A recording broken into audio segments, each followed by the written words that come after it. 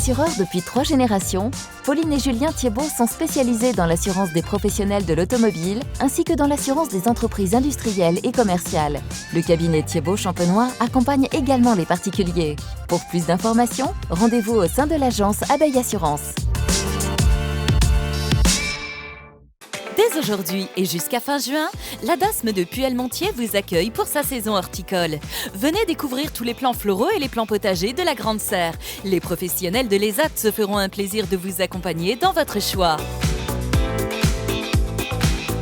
Ouvert du lundi au samedi, 10 rue de l'Église à Puellemontier. Les 2 et 3 juin, venez découvrir le Festival international de chant a cappella, unique en France, Bar en Voix.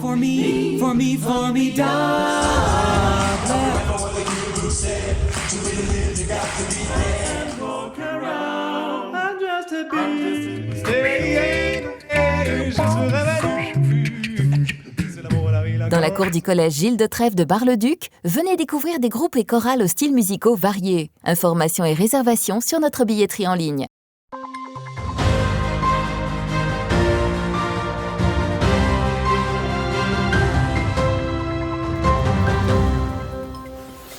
Bonsoir à toutes et à tous, bienvenue dans votre 15 minutes info. Voici les titres de ce samedi 29 avril.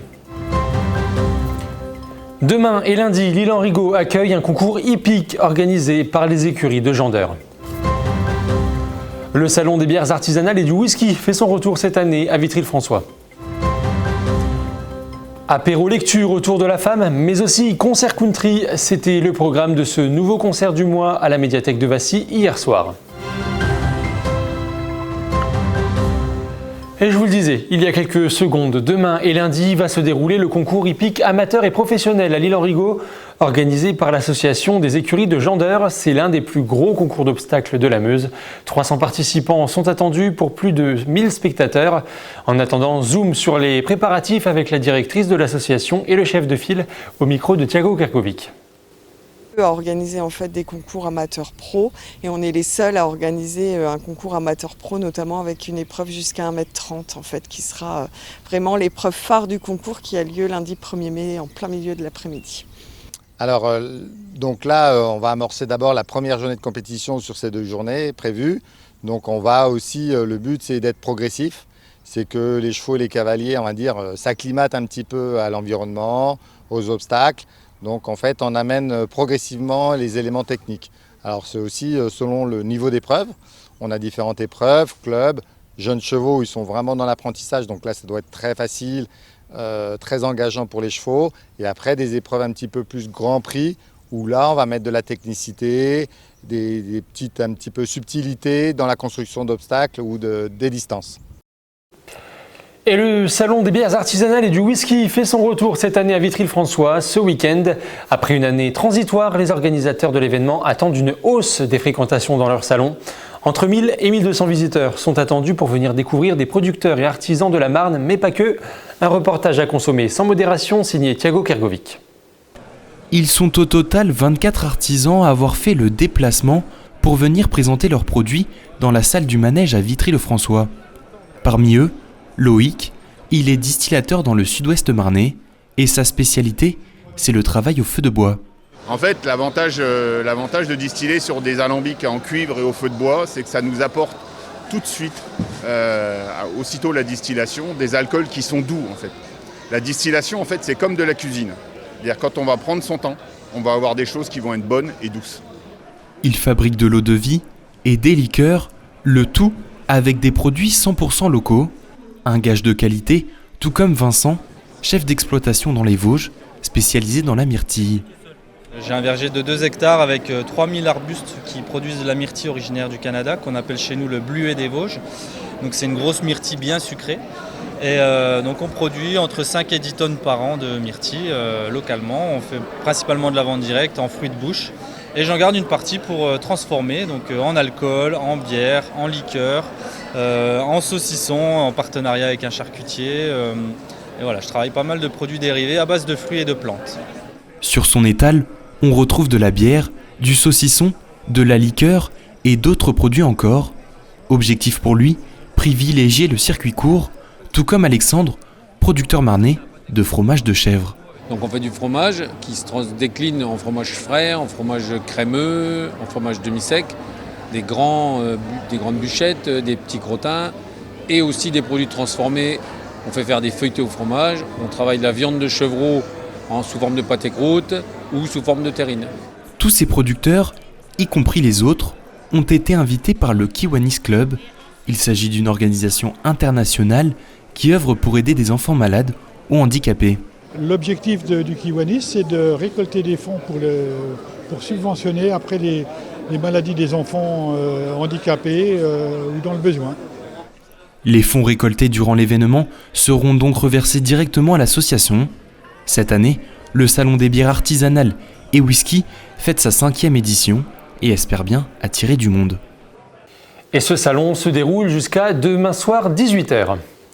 Je vous le disais en titre, cela fait maintenant 1 an et demi que la médiathèque de Vassy a mis en place des concerts du mois tous les derniers vendredis du mois. Pour les 2 prochains mois à venir, ils ont choisi le thème du féminisme et à cette occasion, ils ont organisé une soirée Girl Power ce vendredi 28 avril. Reportage de Brigitte Maestrassi et Mathis Grenier.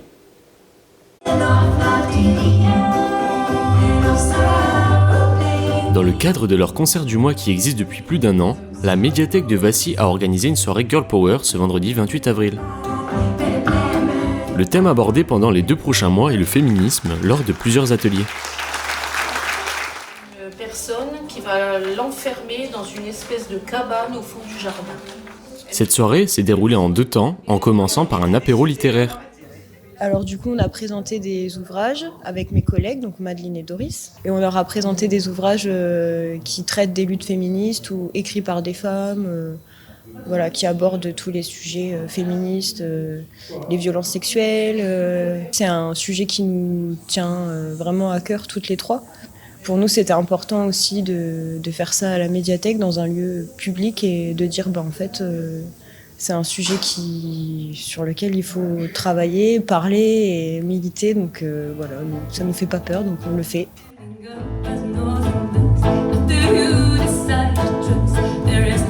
Chaque mois, un style musical différent est à découvrir au sein de la bibliothèque. Et cette fois, la country a rythmé la soirée.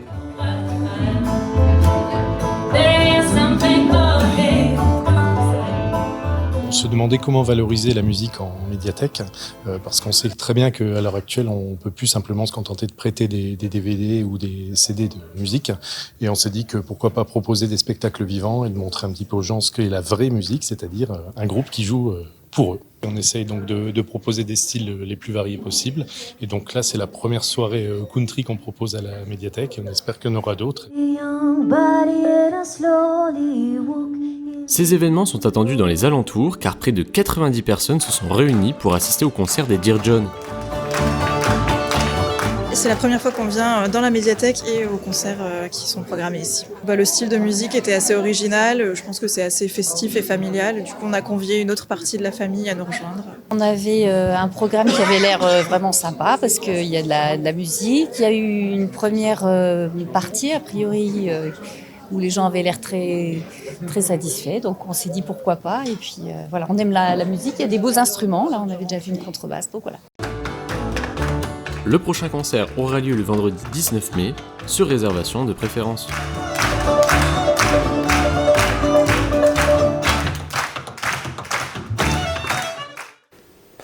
Et voilà, c'est la fin de cette édition. Merci à vous de l'avoir suivi. Dans un instant, vos prévisions météo de demain. Prochain point sur l'information, ça sera mardi exceptionnellement à 19h dans votre 15 minutes info. Très belle soirée à tous.